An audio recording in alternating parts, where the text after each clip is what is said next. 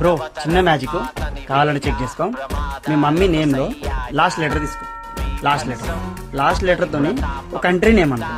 Okay, country అనుకున్నావా?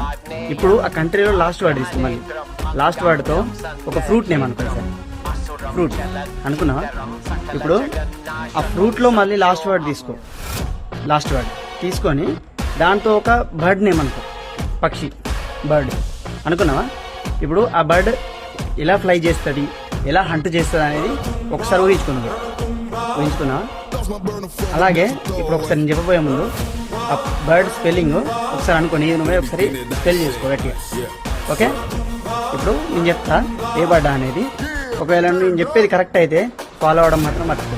Okay, నా guess correct అయితే నువ్వు ఇప్పుడు ఈగల్ లేదా ఓల్ అని అనుకుంటున్నావు అని నేను అనుకుంటున్నాను.